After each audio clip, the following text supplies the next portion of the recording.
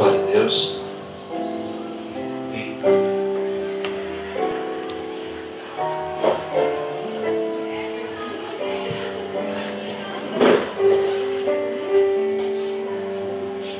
Ei, alô. Glória a Deus. Glória a Jesus. Boa noite a todos, graça e paz mais uma vez. Abra sua Bíblia em Romanos capítulo 11, versículo 6.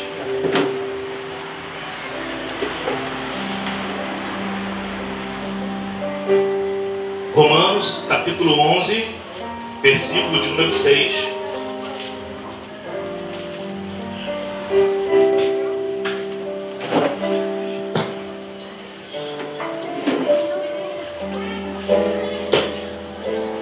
Glórias a Jesus. Romanos 11, 6.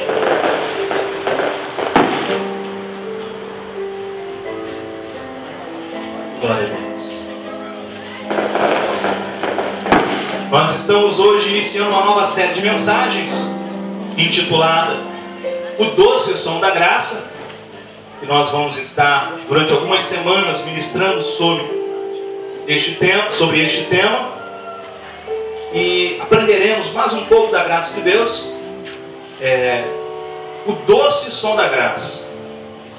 Só o nome já impacta o meu coração. Baseado na Bíblia Sagrada, baseado também no livro O Evangelho Maltrapilho de Brennan Manning, e eu tenho certeza que vai produzir frutos 30, 60, eu declaro frutos a 100 por um em nossas vidas.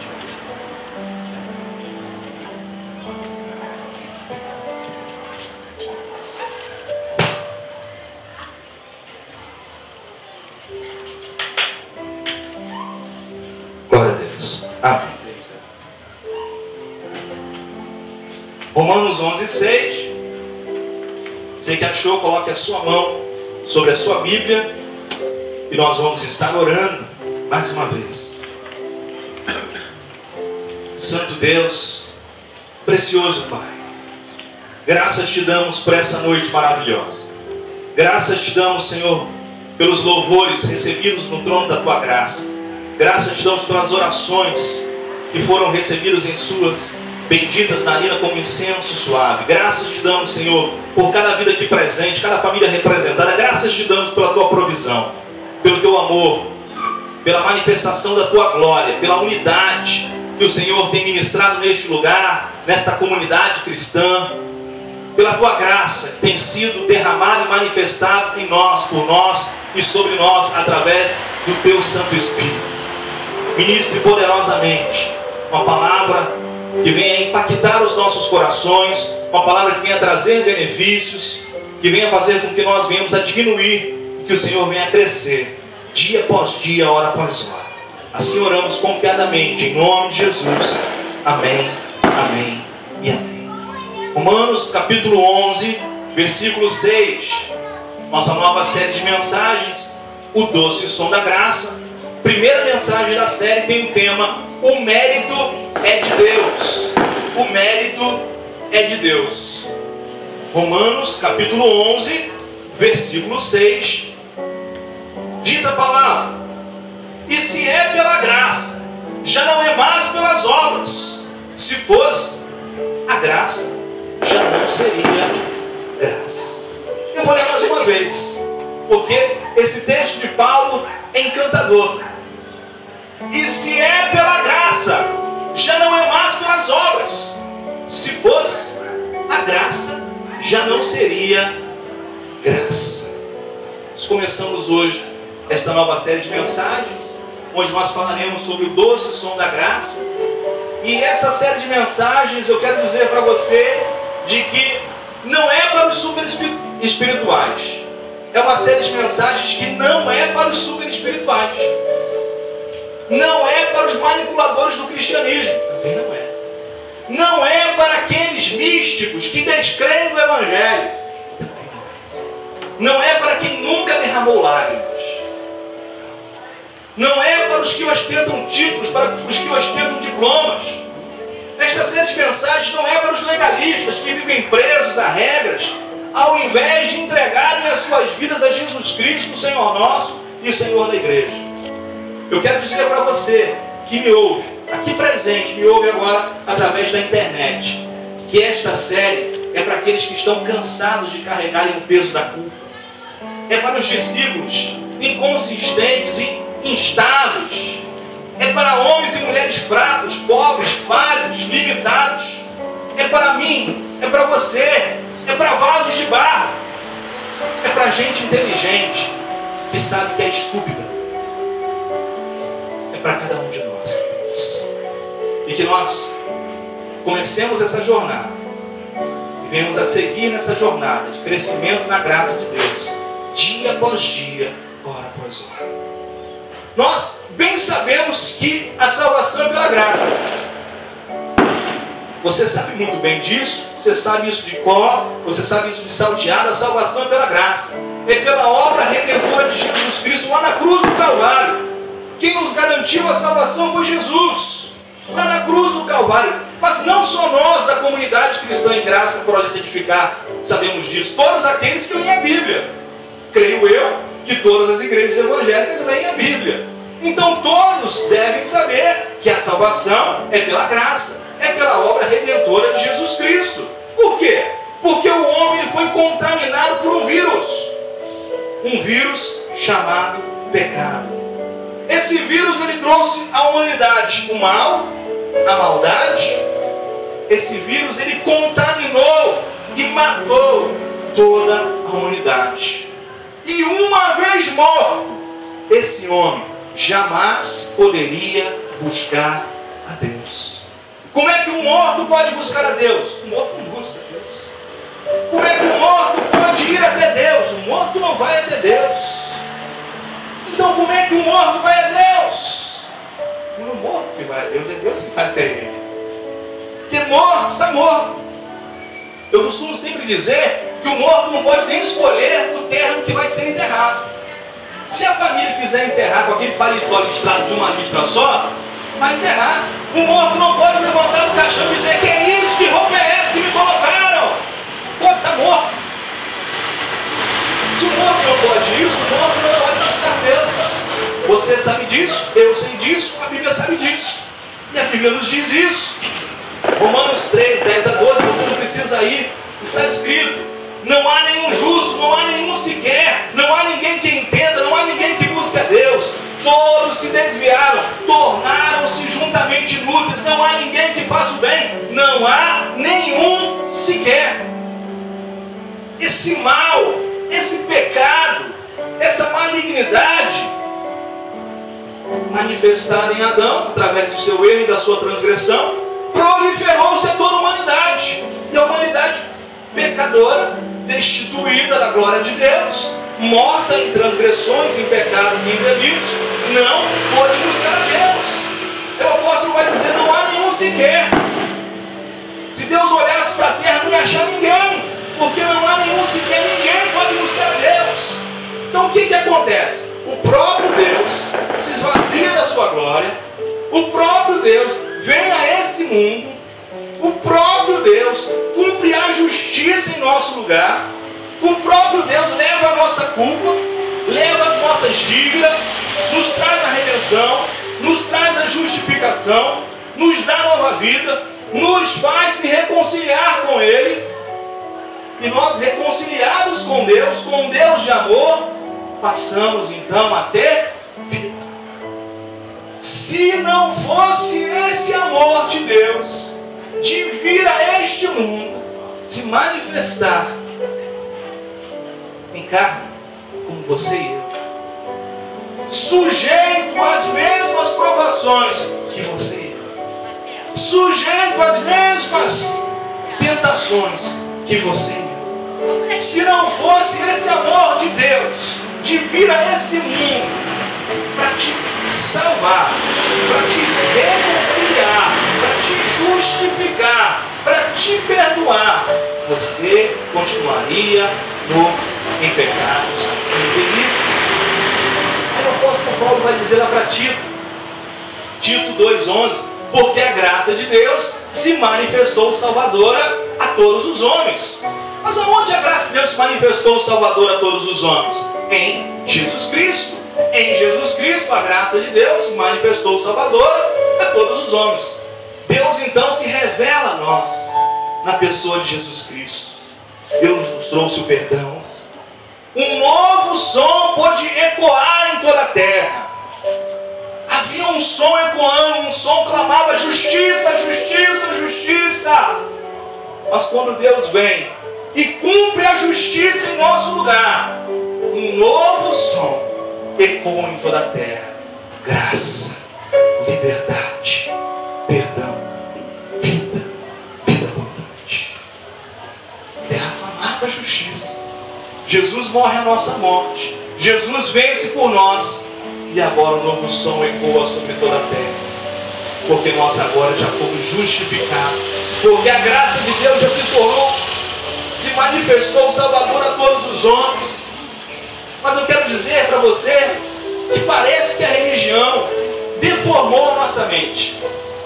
Eu às vezes chego à conclusão de que a religião deformou a nossa mente. Nós que temos um ranço na religião, parece que fomos também atingidos por isso. Parece que a religião deformou a nossa mente. Não só a nossa, mas de toda a humanidade.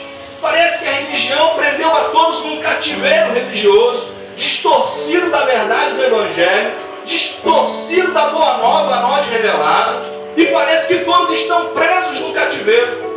O homem passou a ter medo de Deus.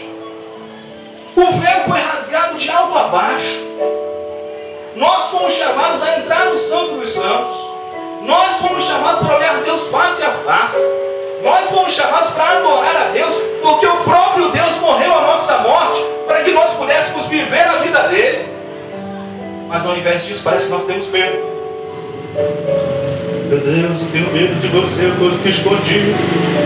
Não está vendo o que eu estou fazendo não, meu Deus. Ai, meu Deus, se ele me pegar nisso, ai, eu não sei. Aí fica com medo. Aí dorme salvo. Aí acorda condenado. Aí vive com medo de Deus. Vive com medo de Deus. Tem medo de Deus. Não se relaciona com Deus. Porque a religião vendeu para você e para mim um Deus punitivo. Um Deus de fogo consumidor. Um Deus que castiga.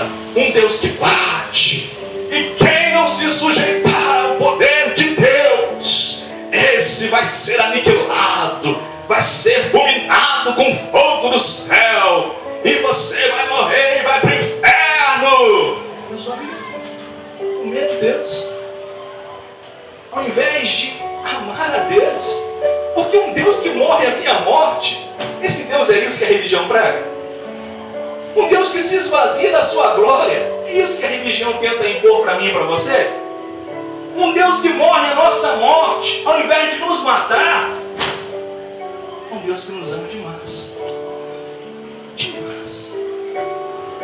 Nos ama muito. Mas um número grande demais de cristãos vivem na casa do temor e não na casa do amor de Deus. Um número muito grande de cristãos vivem na casa do temor e não no amor de Deus. E nós paramos de compreender o sentido da palavra graça. Nós não entendemos o sentido da palavra graça. A palavra graça perdeu muitas das vezes o sentido. Esse sentido maravilhoso que a palavra graça nos traz, que a palavra graça nos garante. Não queremos entender. A Bíblia, ela nos relata que a iniciativa para trazer salvação é de Deus e não dos homens. Pois pela graça nós somos salvos por meio da fé, e isso não vem de nós, é dom de Deus, não por obras, para que ninguém se glorie. A iniciativa é dele.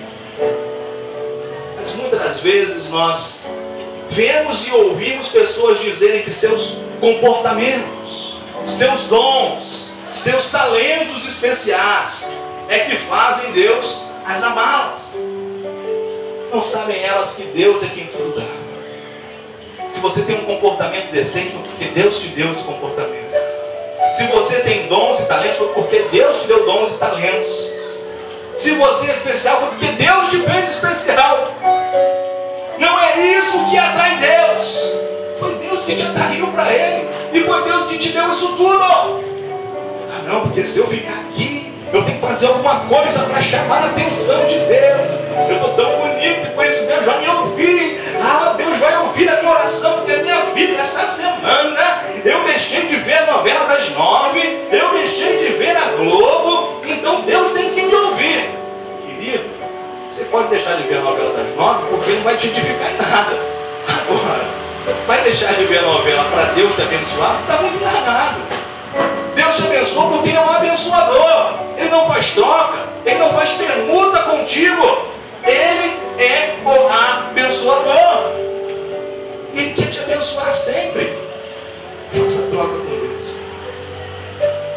Precisamos parar de enxergar e nos preocupar com o que estamos fazendo e passar a dar valor ao que Deus está fazendo em nós.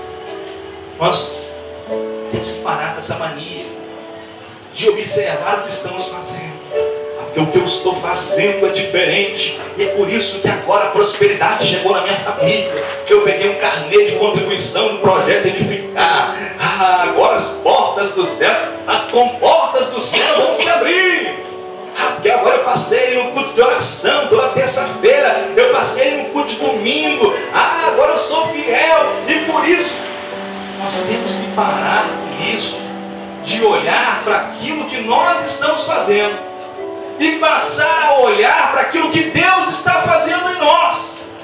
Porque se você contribui, foi porque Deus tirou o espírito de avareza do seu coração. Se você contribui, foi porque Deus te colocou um espírito de liberalidade. Se você frequenta as reuniões de domingo, as reuniões de terças-feiras, as reuniões de redes, foi porque Deus te colocou um desejo de servi-lo e adorá-lo. Deus, é Ele quem faz, é Ele quem te inclina. Nós temos que parar de olhar para aquilo que nós fazemos e passar a olhar: eu estou sendo tudo isso porque Deus é maravilhoso, porque Deus é misericordioso. Ele faz tudo isso na minha vida, Ele faz tudo isso na minha família, Ele faz tudo isso no meu ministério. Ele é maravilhoso. E eu quero mais desse Deus. Aí, como bem disse o salmista, dá uma corridinha lá em Salmo 124.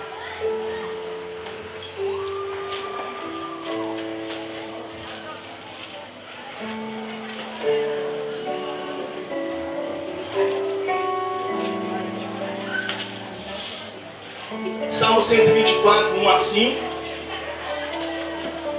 Diz a palavra: se o Senhor não estivesse do nosso lado, se o Senhor não estivesse do nosso lado quando os inimigos nos atacaram, eles já nos teriam engolidos vivos. Quando se enfureceram contra nós, as águas nos teriam arrastado e as correntes nos teriam afogado. Sim, as águas violentas nos teriam afogado. Se o Senhor não estivesse do nosso lado, nós não estaríamos de pé. Você sabe as lutas que você enfrenta. Você sabe as afrontas que você sofre. Você sabe a perseguição que você está guerreando todos os dias. Mas tal qual o salmista, eu quero dizer para você: se o Senhor não estivesse do seu lado, você já teria sido engolido vivo. Aí o salmista define no verso 8: o nosso socorro está no nome do Senhor, que fez os céus e... O nosso socorro não está nos nossos dons e talentos. O nosso socorro está no Senhor. Mas a religião impregnou em nossa mente que nós somos capazes de nos erguermos no chão sozinhos. A religião passou a ensinar que nós conseguimos dar nome no nosso cadastro sozinho. Você consegue. Se você está de pé, está caído, fique de pé. Se você está prostrado, levante. Você pode sozinho. Você só pode levantar quando está caído se o Senhor estender as mãos para você. Você só pode ter nova vida se o Senhor tocar em você. E se Ele toca em você, Ele diz, ó, o menino, a menina, o jovem, a jovem, o idoso, não está morto, apenas dorme. Mas eu toco, eu lanço uma palavra, e a vida tem vida abundante. É o toque do Senhor que nos traz vida. É o toque do Senhor que nos levanta no chão. O nosso socorro está no nome do Senhor que fez os céus e a terra. Nós pensamos que podemos sozinhos. Nós pensamos que conseguimos sair do chão sozinhos. Nós começamos a imaginar e entrar na síndrome do Adão e achar que podemos fazer tudo sozinho. Eu já fiquei de pé sozinho. Eu já consegui dar um nó no meu cadastro. Eu agora já estou caminhando sozinho. Eu não preciso de Deus, não. Não preciso, não. Eu vou sozinho. Medo e engano. Logo vemos as nossas debilidades. Logo nós vemos as nossas fraquezas. Logo nós vemos que por nós mesmos nós somos incapazes de nos colocar de pé sozinhos. Que nós somos incapazes de caminhar sozinhos. Que nós somos incapazes de viver sem Deus. Porque o ser humano tem um vazio no coração do tamanho de Deus.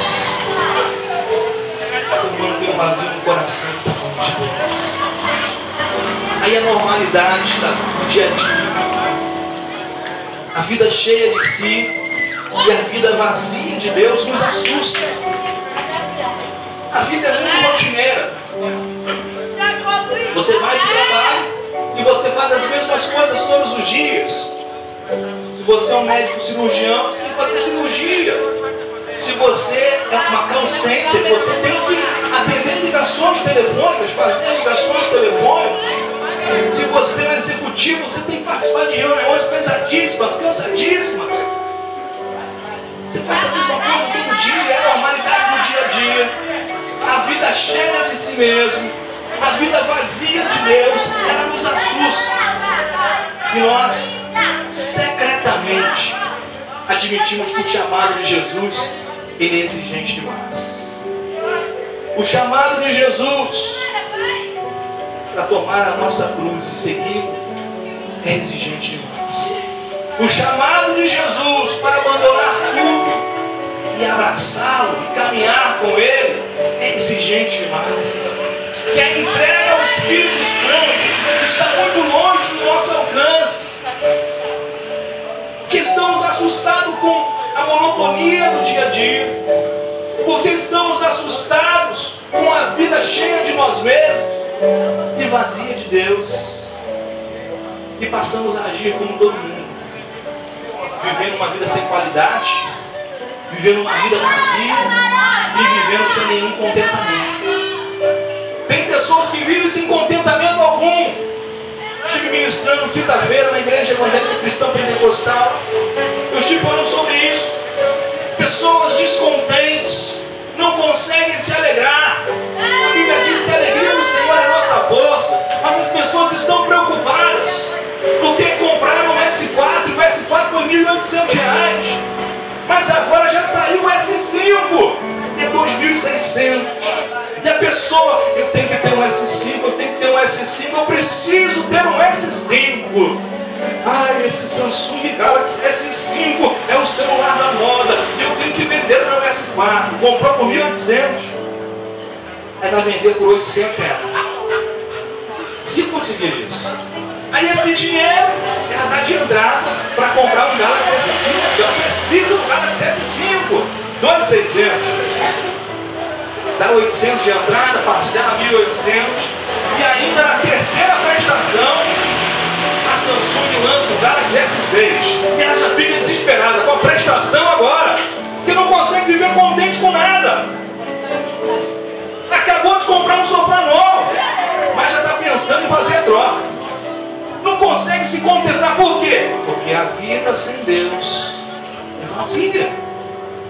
A vida sem Deus é descontente.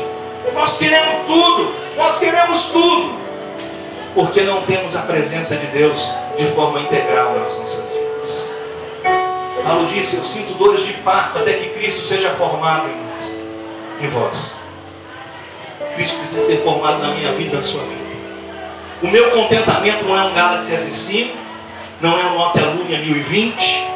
O meu contentamento tem que ser o Senhor. O meu contentamento tem que ser a presença do Senhor na minha vida. Porque se eu tenho a presença de Deus na minha vida, eu tenho tudo. A presença de Deus. Passamos a viver com medo. Estamos assustados.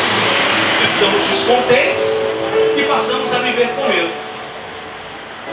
A palavra de Deus diz que o verdadeiro amor lança fora todo medo.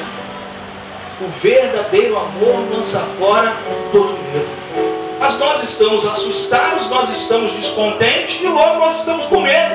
Por quê? Porque nós não encontramos o amor de Deus em nós. Porque estamos cheios de nós mesmos. Não cabe os dois. Eu não vou me cansar de dizer isso aqui na igreja. Não cabe os dois. Ou a tua vontade ou a vontade de Deus. Ou a sua arrogância, a sua prepotência, a sua vaidade, o seu achismo, ou a presença de Deus. Cristo vai ser formado em nós no momento em que nós nos esvaziarmos de nós mesmos. Mas se não nos esvaziarmos de nós mesmos, vamos continuar assustados, vamos continuar descontentes e vamos continuar com medo. Medo de tudo.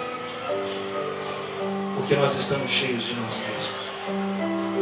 E a nossa cara no espelho assusta.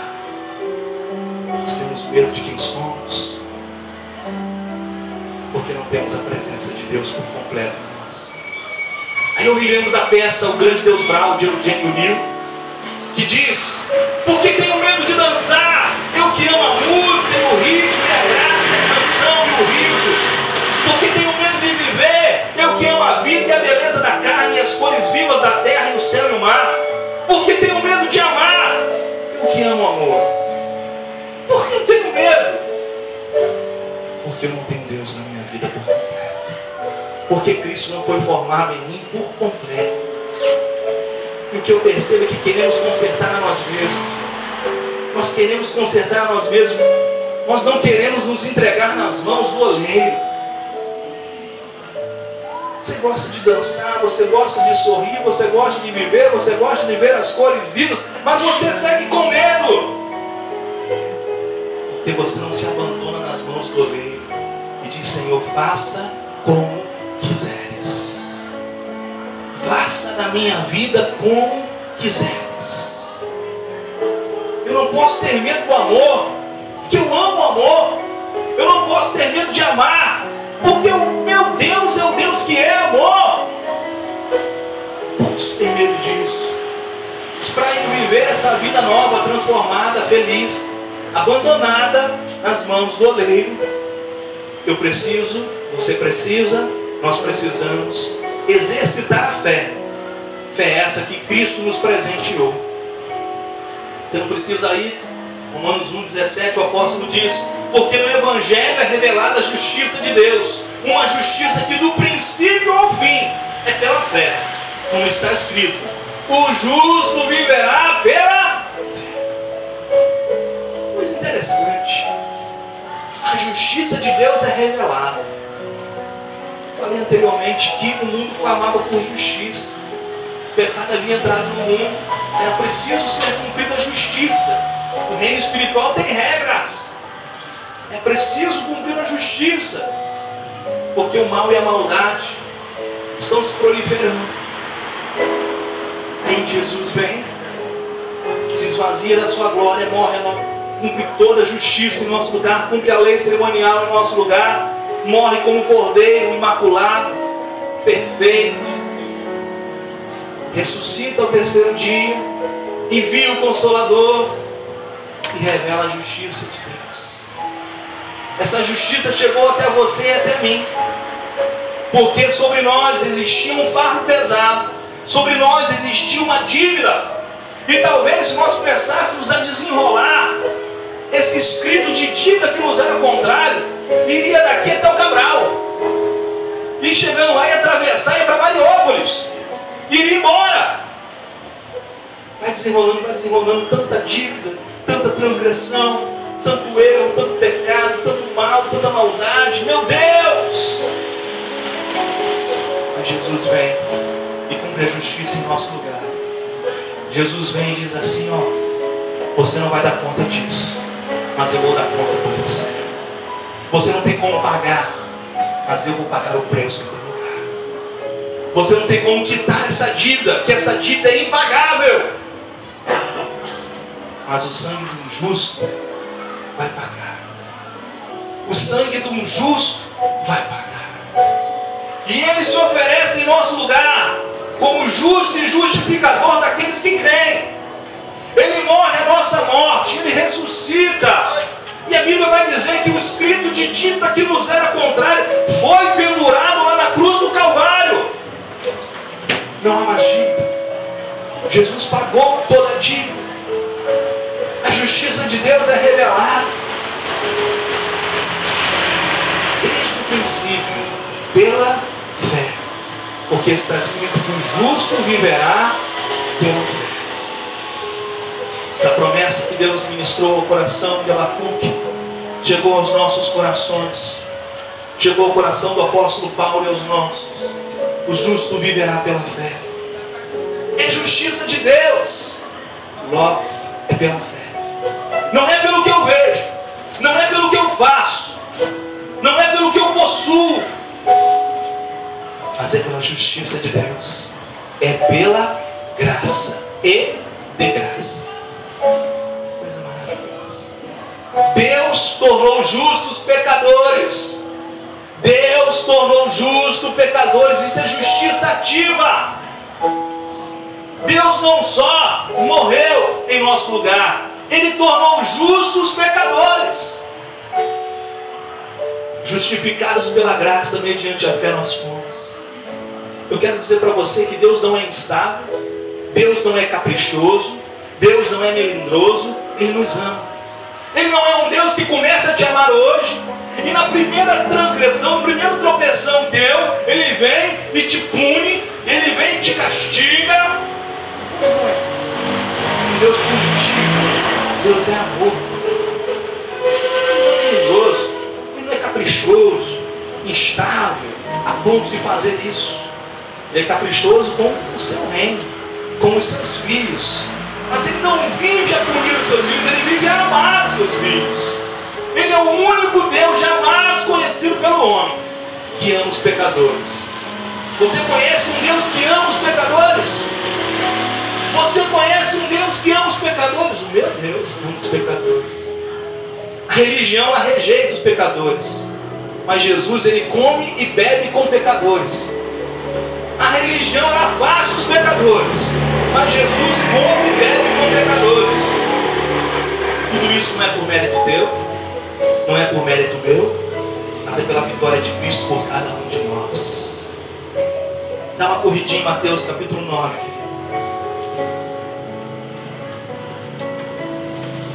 Mateus capítulo 9.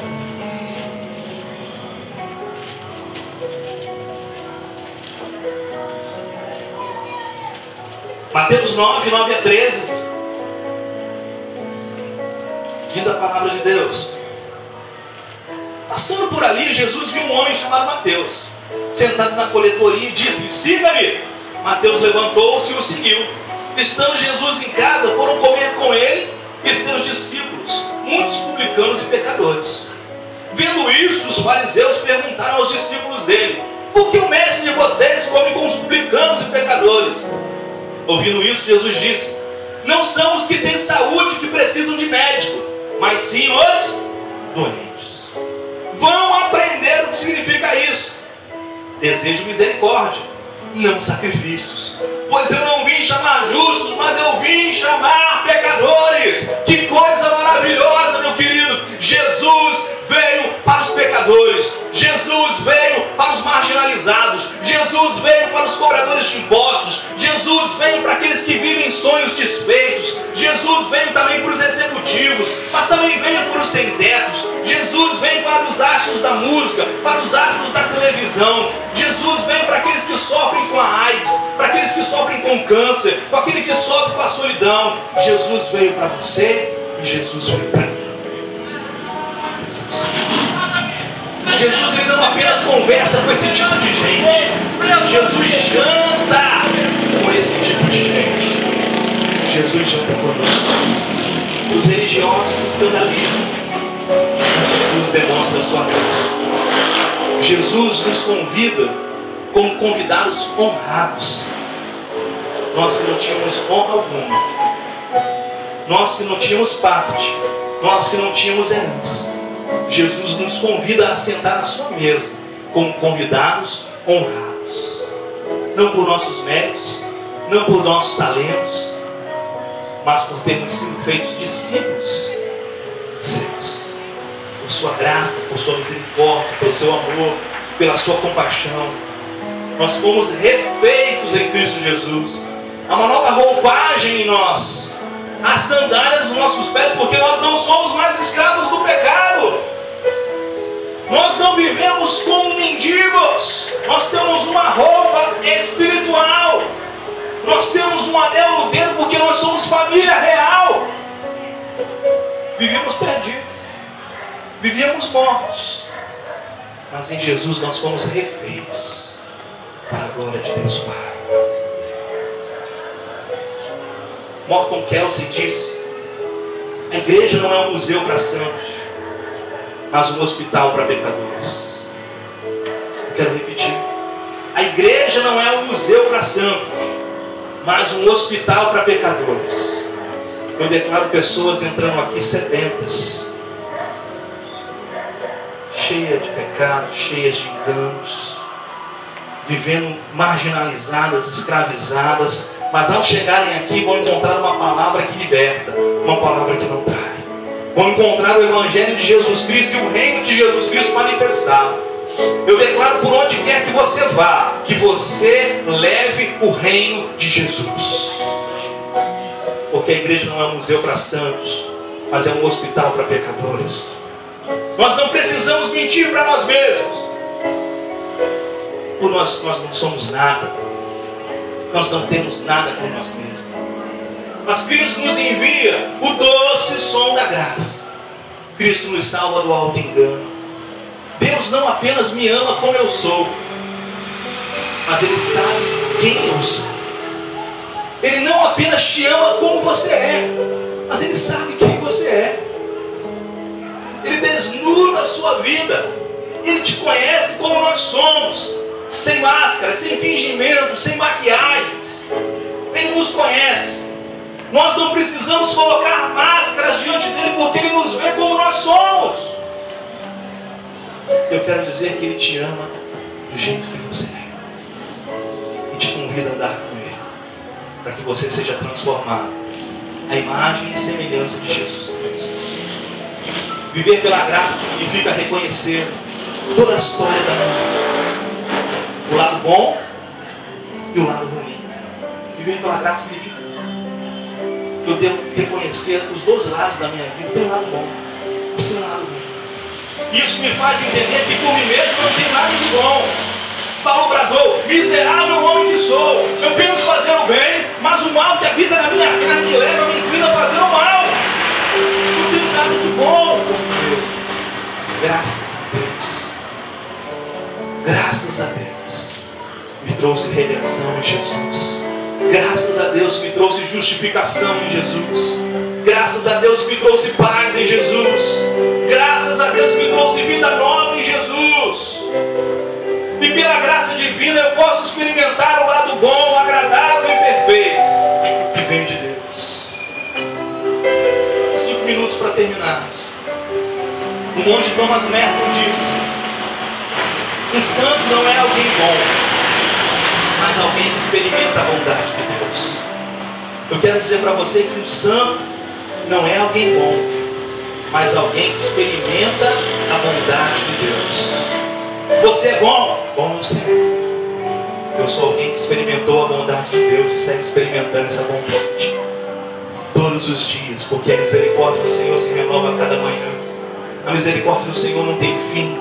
A misericórdia do Senhor é a causa de eu não ser consumido. A misericórdia do Senhor me mantém de pé. A misericórdia do Senhor me faz mais do que vencedor. A misericórdia do Senhor me leva além. A misericórdia do Senhor me faz acreditar que o impossível pode se tornar real. Aliás, se torna real conforme o querer do meu Deus. eu quero dizer que até a nossa fidelidade é um presente de Deus para nós. Até a nossa fidelidade. Eu sou fiel a Deus. Você é fiel porque Deus te presenteou com a fidelidade. Tudo é dele, tudo é por Ele, tudo é para Ele. Glórias a Ele pelos séculos dos séculos. Lucas 18, 15, 17, não precisa ir para ganharmos tempo. Diz a palavra: o povo também estava trazendo criancinhas para que Jesus tocasse nelas. Ao verem isso, os discípulos repreendiam os que a tinham trazido. As pessoas estavam trazendo crianças para Jesus tocar, abençoar. Mas Jesus chamou assim as crianças e disse: deixem vir a mim as crianças, e não as impeçam, pois o reino de Deus pertence aos que são semelhantes a elas. Digo-lhes a verdade: quem não receber o reino de Deus como uma criança, nunca entrará nele.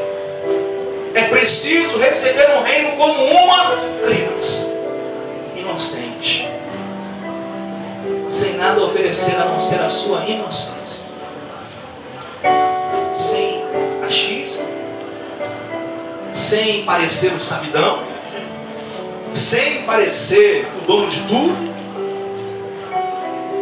mas como alguém que foi inocentado em Jesus, que nada tem a não ser o amor e a graça de um Deus gracioso. Se nós assim formos, se nós assim fizermos, nós entraremos no reino, nós reinaremos em vida. Aquelas crianças não fizeram nada a não ser oferecer a sua inocência. Elas não fizeram nada, mas eram dignas de tudo. Eram dignas do Cristo, do Rei do Reino e de reinar. Olha só que coisa maravilhosa. Se nós formos semelhantes às crianças, Senhor, eu venho esvaziar e me oferecer nessa noite diante de Ti.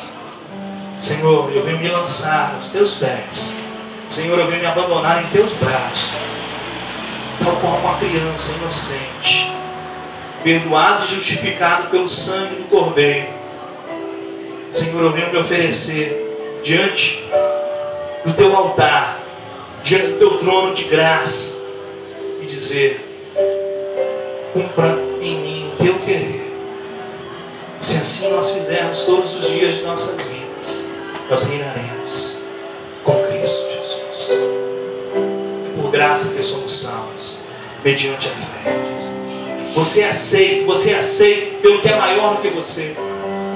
Você é aceito pelo nome do qual é acima de todo nome, o qual todo joelho se dobrará, o qual toda língua confessará que é o Senhor. Você é aceito por Jesus Cristo, não porque você tem algo a oferecer, mas porque Ele achou graça em você, porque Ele olhou para você e te amou desde o princípio. Paulo já havia escrito aquilo que ouvira do Senhor, que a graça de Deus nos basta, porque o poder de Deus se aperfeiçoa na nossa fraqueza, na nossa debilidade, na nossa inconstância. O poder de Deus se aperfeiçoa quando somos como crianças. Jesus, essa noite, Ele te convida a sentar na mesa com Ele. Preciso que nós voltemos a falar da graça de Deus, ao invés de falar de desgraça. Nós precisamos voltar a falar da graça. Está o mundo inteiro falando de desgraça, está o mundo inteiro falando besteira por aí. Aqui agora na Copa do Mundo vai ter uma tragédia, um estádio vai cair, foi revelado. Revelação do inferno, né? Revelação do inferno. Esse é de Deus, está repreendido em nome de Jesus. Bom, não, porque teve lá no Salvador, na Bahia, foi revelado lá que aconteceu uma tragédia. Querido, tem que parar de falar de desgraça. Temos que voltar a falar da graça de Deus. Temos que parar de falar do mito da conversão instantânea. Não, porque agora eu confessei Jesus, eu sou nova criatura e ponto final. Não, está enganado. A vida precisa de retoque todos os dias. Você precisa ser retocado todos os dias.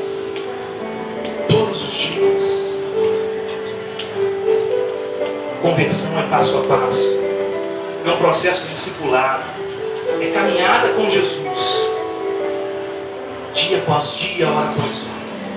É nesse processo de crescimento e amadurecimento que estaremos aptos a sermos um sinal histórico do reino de Deus, a levar o evangelho todo para o homem todo, a priorizar relacionamentos, a envolver todos os membros do corpo de Cristo, além dos limites do culto, do clero, do domingo, do templo. Entendemos que o mérito é de Deus, que a graça é de Deus, que o amor é de Deus, e nós é que somos beneficiados, nós é que somos agraciados. Eu termino dizendo que a salvação pela graça através da fé, e que a festa é do Pai, e Ele convida quem quiser, quem Ele quer, Ele convida para a sua festa. Última passagem para terminarmos, Apocalipse 7, 9 a 10, depois o 14. Depois disso olhei, e diante de mim estava uma grande multidão que ninguém podia contar, de todas as nações, tribos, povos e línguas, de pé diante do trono e do Cordeiro, com vestes brancas e segurando palmas, e clamavam em alta voz: a salvação pertence ao nosso Deus, que se assenta no trono e ao Cordeiro. Eu creio que entre essa incontável multidão diante do trono, terão pessoas que você jamais pensou que pudessem aqui estar. Eu creio nisso. Que no último lampejo de vida confessou Jesus como Senhor e Salvador. Lá estarão eles, lá estaremos nós também. Uma multidão que queria ser fiel, que foi por vezes derrotada, maculada pela vida e vencida pelas provações, trajando roupas ensanguentadas pelas tribulações da vida, mas diante de tudo isso, de algum jeito, permaneceu apegada à fé em Jesus Cristo. Talvez ouçamos uma voz dizendo: quem são estes? E então ouviremos o Pai nos dizer: estes são os que lavaram as suas vestes e a branquearam no sangue do Cordeiro.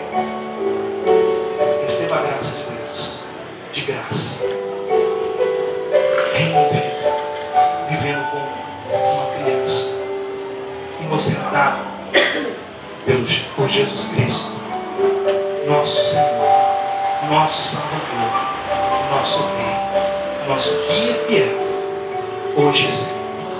Amém e amém. Fique de pé, queridos. Glória a Deus.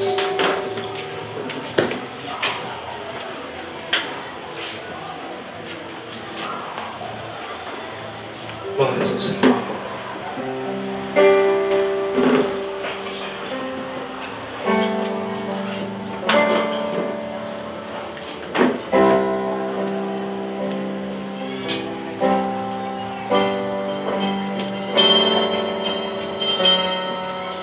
Feche seus olhos, querido.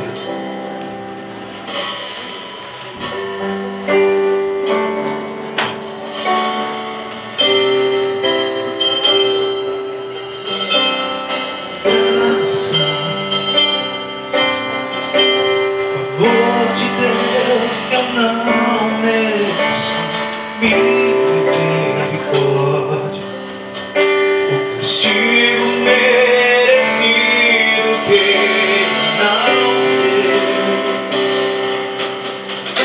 é isso que sustenta todo meu viver. Amanheceu e as misericórdias de Deus se renovaram.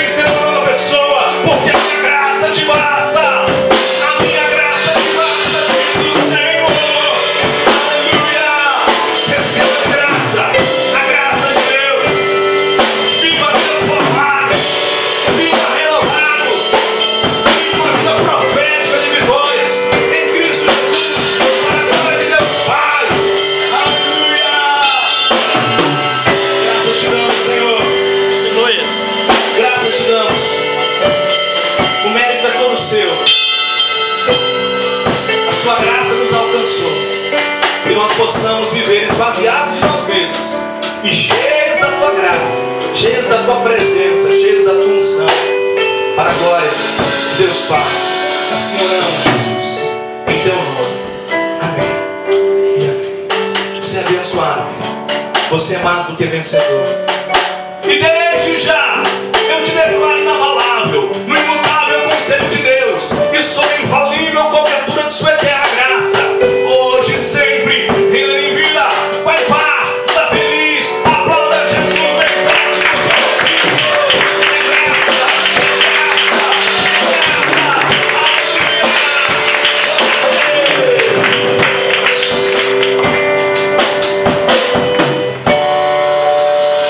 Uma anjo abençoada, prazer grande